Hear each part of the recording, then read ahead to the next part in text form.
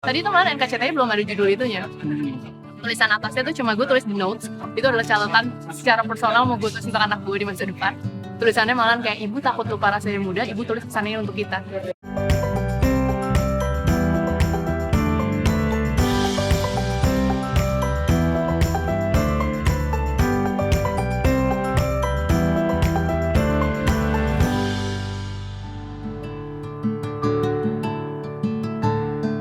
Sebenarnya melabelkan diriku penulis aja masih agak berat gitu. Karena bisa dibilang bukuku bukan buku yang novel atau sastra.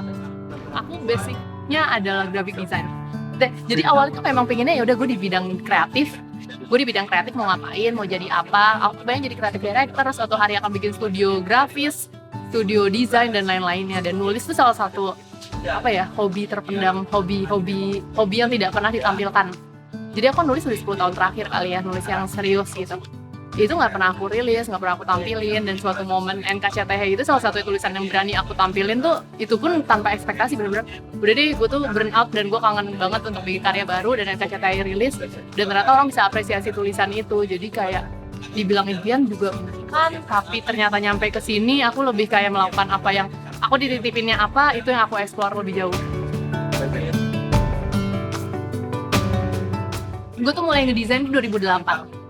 Gue tuh project kan banyak kan ngerjain album musik, gue motret, gue ngedesain, gue rebranding, gitu kerjaan anak desainer lah. Itu gue lakukan sampai 2013 gitu.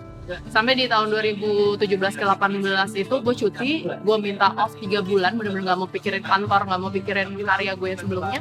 Di situ gue mulai ngulik nih, apa sih tulisan yang dulu gue pernah nulis, apa aja yang pernah gue buat, yang gak pernah gue berani tampilin, apa aja sih, dan akhirnya ya udah gue beranikan diri lah. Tadi tuh kemarin NKCTI belum ada judul itunya.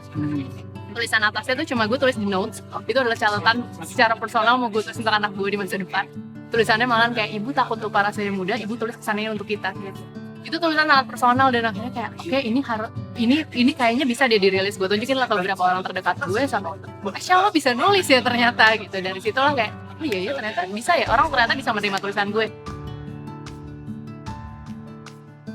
NKCTI mungkin 80% tuh tulisan aku pribadi. Sampai akhirnya aku percaya saat suatu karya rilis, dipublish menjadi akan diperjualbelikan, dirilis ke industri, di situ aku punya tanggung jawab. Karya itu bukan lagi cuma tentang aku, itu bakal tentang banyak orang. Aku juga nggak, aku bukan pure seniman sebenarnya. Pure seniman yang ya gue bikin apa aja terserah, orang mau terima mau enggak ya terserah gitu. Aku basicnya graphic designer yang memang kita diajarkan mengkomunikasikan karya kita supaya bisa dijual gitu kan. Disitulah aku belajar untuk melepaskan sisi seniman aku selesai, aku bekerja meriset. Aku meriset mengenal sebenarnya market tuh lagi suka apa sih, market tuh lagi apa yang market rasakan. Dan dari situlah aku belajar untuk merangkum perasaan orang. Dan dari situ aku mengkurasi tuh, nggak semua yang dalam buku tuh aku masukin. Akhirnya beberapa yang memang market suka aku masukin ke dalam buku, yang beberapa masih aku simpen, malah beberapa aku jadiin buku selanjutnya. Aku tuh suka agak berat memberikan tips, karena aku percaya setiap manusia tuh punya formulanya masing-masing. Kayak apa yang menurut aku berhasil, dicobain ke kamu nih, belum tentu berhasil. Tapi ya mungkin ya, yang bisa secara general aku bisa sampaikan, jujur sih.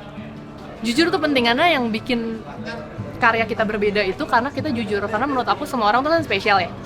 Kayak mau seusaha aku niru kamu nih, gaya kamu, tetap ada unsur akunya, nggak mungkin persis gitu kayak kamu persis.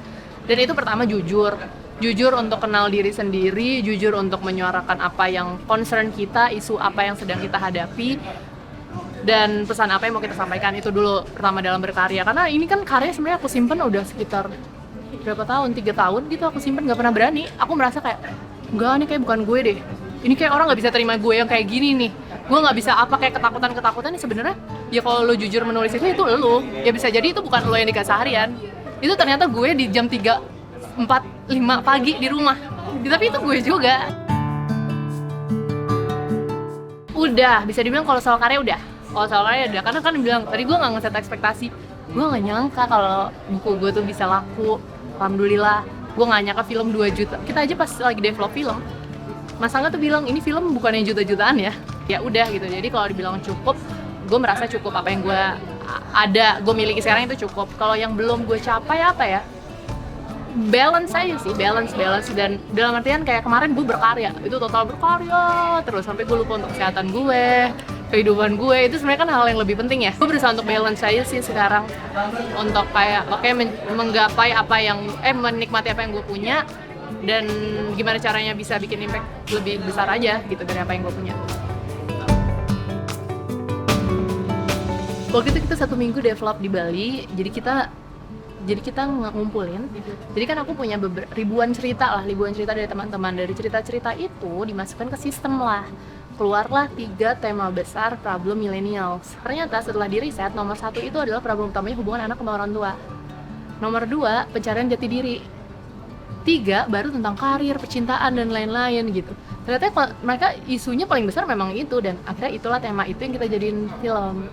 3 tema besar itu dibangun karakternya yang sudah ada di buku baru awan. Kita ngobrolin 3 anak kakak beradik, bapak, ibu, keluarga bahagia, tapi ternyata tidak sebahagia itu gitu. Dan pesan gue waktu itu cuma kayak NKCTI itu dekat banget sama keseharian orang. Filmnya bisa dibikin yang relate, dan kita nggak mendramatisir sesuatu. Kalau endingnya NKCTI itu sama sekali nggak drama. Itu hal yang kayak, oh cuma gini ya, tapi ternyata hal yang kecil itu ternyata bisa jadi bom waktu. Berkembang bener, karena gue sebenarnya penikmat film Indonesia. Gue nonton bioskop itu gue cari film Indonesia sebenarnya, dan gue tuh suka beli zaman 2000-an gitu DVD, VCD Indonesia, gue selalu nonton. Dan dulu gue sulit membedakan apa yang ada di TV sama apa yang ada di film. Polanya mirip menurut gue. Makin kesini, gue melihat film Indonesia makin berani dan makin beragam. Dan sekarang makin banyak orang percaya sama industri film, makin orang banyak percaya sama talenta director Indonesia, dan makin beragam banget ceritanya. Harapan semakin banyak seniman dan teman-teman kreator yang berani mengeksplor, berani bikin tema-tema yang beragam. Terus menurut aku film itu penggerak banyak hal yang bisa berubah dari film. Entah sosial, entah apa, medium itu semoga banyak teman-teman kreator atau penontonnya juga, dengan penonton yang banyak, teman-teman kreator semakin semangat untuk bikin karya yang baik. Dan menurut aku semoga karya-karya ini bisa berimpact sih, bisa jadi pengaruh baik. 1 derajat aja perubahan orang yang nonton itu, sederajat aja untuk jadi lebih baik, menurut aku itu impactnya luar biasa sih, besar banget. Asik kan videonya? Jangan lupa like, subscribe, dan komen ya. Sampai jumpa di video selanjutnya.